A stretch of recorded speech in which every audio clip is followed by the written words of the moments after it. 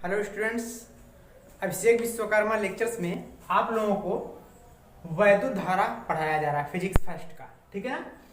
Lesson 5 हमारा है वैद्युत धारा, इलेक्ट्रिक करंट। पार्ट 1 में आप लोग कई परिभाषाओं का अध्ययन कर चुके हैं। ठीक है ना। तो उसी में हमारा एक मोस्ट इंपॉर्टेंट टॉपिक है। ठीक है ना। अब मोस्ट इंपॉर्टेंट टॉपिक हमारा यह है कि विद्युत धारा तथा अनुगमन वेग में संबंध। देखिए, बोर्ड पेपर में 2 क्वेश्चन विद्युत धारा से तो अधिकांशतः हर बार पूछे गए हैं। विद्युत धारा तथा अनुगमन वेग में संबंध या विद्युत विभव तथा अनुगमन वेग में संबंध। अब क्या होता है, अच्छे से ध्यान से देखिएगा, दोनों में काफी रिलेशन है, अच्छे से समझ में आएगा। ठीक है ना। चलिए, विद्युत धारा और अनुगमन वेग। आपको पता है कि विद्युत धारा को I से डिनोट करते हैं और अनुगमन वेग को V सफिक्स में D से डिनोट करते हैं। कल ही बताया गया। ठीक है। तो इसके लिए एक चालक ले लेते हैं। देखिए, हमने बना लिया एक चालक। यहां पर हमने एक चालक ले लिया। अब चालक को हम बैटरी से जोड़ दे रहे हैं। ठीक है। क्यों? क्योंकि बिना धारा प्रवाहित किए तो उसमें इलेक्ट्रॉन तो प्रवाहित होंगे नहीं। ठीक है। अब यहां पर हमने एक ले लिया चालक। चालक की लंबाई क्या मान लेते हैं? यानी माना एक चालक है जिसकी लंबाई क्या है? यह है। अब चालक के दोनों सिरों को हमने किससे जोड़ दिया? बाह्य बैटरी से जोड़ दिया। अब आप लोग इसमें एक चीज ध्यान से समझेंगे कि बाह्य बैटरी को जोड़ने के लिए एक सिरा प्लस होता है, दूसरा सिरा क्या होता है? माइनस। जो बड़ा सिरा होता है वह प्लस कहलाता है, छोटा वाला सिरा क्या होता है? आपका माइनस होता है। यहां तक कंप्लीट हुआ। चलिए, अब आपको पता है कि धारा का प्रवाह किस दिशा में होता है? हमेशा प्लस से माइनस या माइनस से प्लस। नहीं, हमेशा धारा का प्रवाह जो होता है वह प्लस से ही शुरू होता है, यानी इधर से जाएगा, प्लस से जाएगा, किधर जाएगा? माइनस की ओर जाएगा। यहां तक अच्छे से समझ में आया? बताया भी गया है धारा की दिशा हमेशा क्या है? प्लस सिरे से माइनस सिरे की ओर प्रवाहित होता है। लेकिन इससे एक विपरीत होता है कि जिधर धारा की दिशा होती है उसके जस्ट विपरीत इलेक्ट्रॉनों की दिशा होती है, इलेक्ट्रॉन के प्रवाह की दिशा होती है। तो चालक आपका हो गया, तो चालक में इलेक्ट्रॉन भी तो प्रवाहित होंगे। ठीक है ना। तो हमने इलेक्ट्रॉन बना दिया यहाँ पर। अब इलेक्ट्रॉनों के लिए तीर से समझ सकते हैं इलेक्ट्रॉनों की दिशा किधर है। ऐसा क्यों?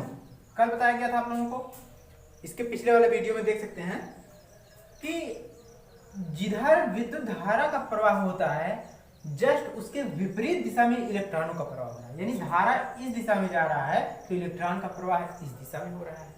अब आप लोग जो चालक लिए थे, चालक की लंबाई क्या है? यह है। यहाँ पर एक बाह्य बैटरी से जोड़ा गया है। ठीक है ना। यहाँ पर सेल जोड़ा गया है, विद्युत वाहक बल। ठीक है। तो चलिए, अब हम यहाँ पर सॉल्व करने जा रहे हैं। क्या कहेंगे? माना यल लंबाई का एक चालक है। अब चालक की लंबाई तो यल ही है। माना यल लंबाई का एक चालक जिसके सिरों का क्षेत्रफल क्या है? A तथा कामा कर दीजिए। यानी हमने चालक ले लिया, चालक के सिरों का क्षेत्रफल A ले लिया। इलेक्ट्रॉनों की संख्या, इलेक्ट्रॉनों की कुछ संख्या भी तो होगी। हमने मान लिया कि इलेक्ट्रॉनों की संख्या क्या है? n है। तथा उसका जो इलेक्ट्रॉनों का वेग भी तो कुछ होगा, किसी न किसी वेग से जाएंगे ही। हमने उस वेग को क्या मान लिया? vd मान लिया, क्योंकि अनुगमन वेग दर्शाना है हमको। तो क्या कहेंगे? माना यल लंबाई का एक चालक जिसके सिरों का क्षेत्रफल a, कामा इलेक्ट्रॉनों की संख्या n तथा अनुगमन वेग vd है। तो वही हम लिखने जा रहे हैं, कामा इलेक्ट्रॉनों की संख्या n तथा अनुगमन वेग क्या है? आपका vd है। यहां तक अच्छे से समझ में आया? ठीक है। चलिए, अब आगे बढ़ते हैं।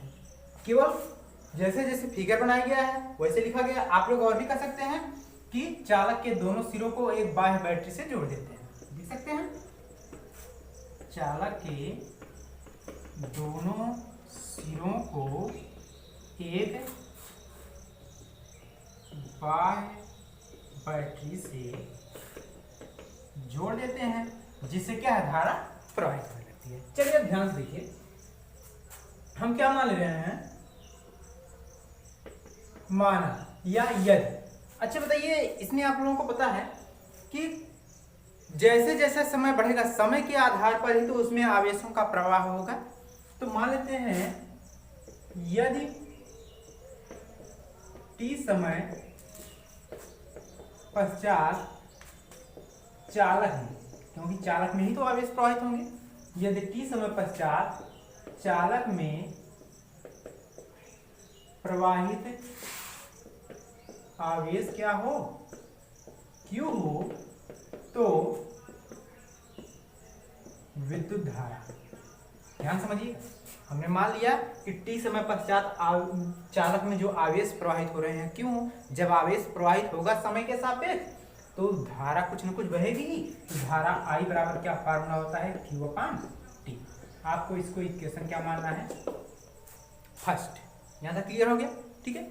चलिए इसके बाद हम मान लेते हैं कि जो चालक है, उस संपूर्ण चालक में जितने भी इलेक्ट्रॉन हैं, सभी इलेक्ट्रॉनों की संख्या कितनी है, हमने मान लिया कि प्रति सेकंड, यानी बहुत सूक्ष्म, 1 सेकंड लग रहा है, यानी क्या कहेंगे,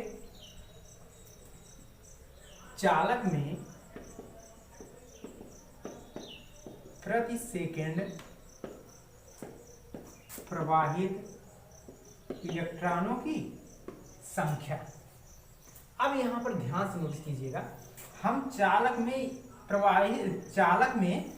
प्रति सेकंड प्रवाहित इलेक्ट्रॉनों की संख्या। अब इलेक्ट्रॉनों की संख्या तो आपका स्मॉल n है, लेकिन यहाँ पर एक इलेक्ट्रॉन की संख्या स्मॉल n है, लेकिन संपूर्ण चालक में इलेक्ट्रॉनों की संख्या को हम कैपिटल N मान ले रहे हैं, ठीक है।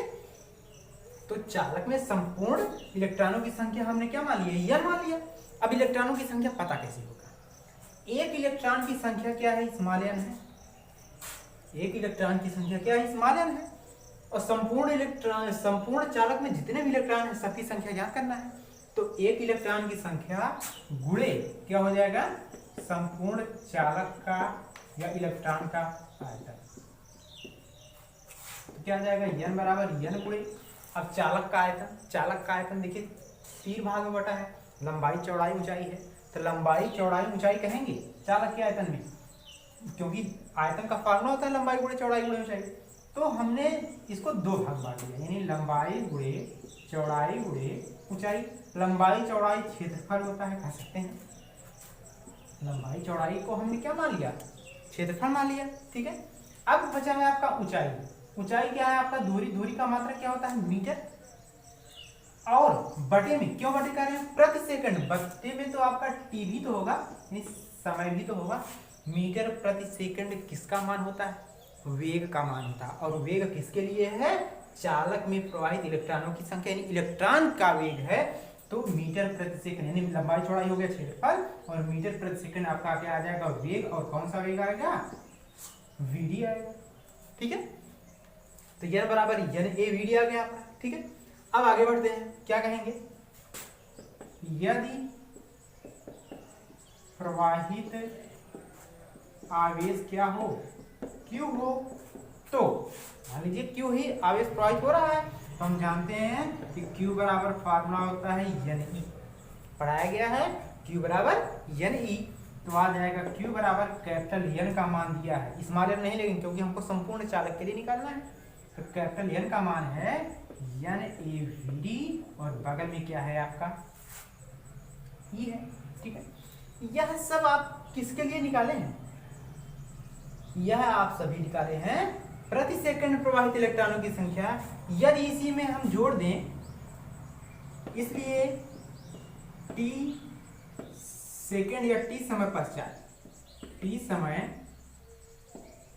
पश्चात यहीं पर NaVd, यानी n बराबर क्या है आपका, NaVd था, n बराबर NaVd था, यानी t समय पश्चात इलेक्ट्रॉनों की संख्या। ध्यान समझिएगा, चालक में प्रति सेकंड इलेक्ट्रॉनों की संख्या n बराबर NaVd, तो t समय पश्चात इलेक्ट्रॉनों की संख्या कैपिटल N बराबर क्या आएगा, एन ए वी डी और बगल में क्या आ जाएगा, टी भी आ जाएगा। जब प्रति सेकंड था तो समय नहीं था, जब टी समय पश्चात तो बगल में क्या लगा देंगे, टी लगा देंगे। तो कैपिटल एन का मान क्या आपका क्यू बराबर एन ई है, एन का मान क्या आया है N A V D T और बगल में ई है। यहाँ तक पता हो गया। लेकिन हम जानते हैं यह समीकरण एक से डायरेक्टली हम जानते हैं क्या है, आई बराबर क्यू बटे टी है।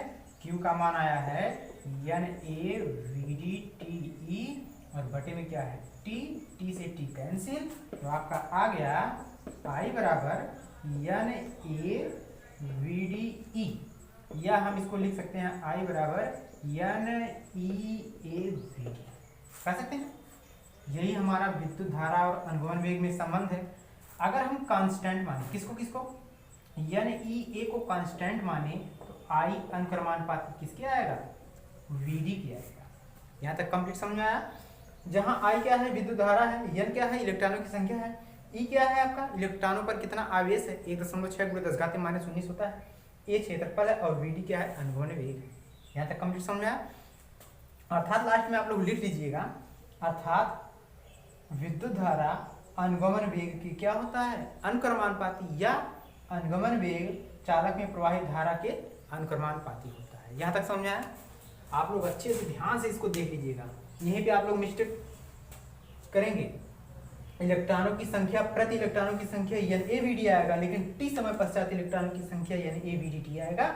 वही वैल्यू केवल निकाला गया है और फिर कर दिया गया है, आपका सोल्यूशन प्राप्त हुआ है। तो आप लोग अच्छे से रिपीट करके देखिएगा, नहीं समझ में आएगा तो फिर से बताया जाएगा, ठीक है ना। वीडियो को लाइक जरूर कीजिएगा, आप लोग लाइक नहीं करते हैं, ठीक है ना। आज के लिए इतना ही, नेक्स्ट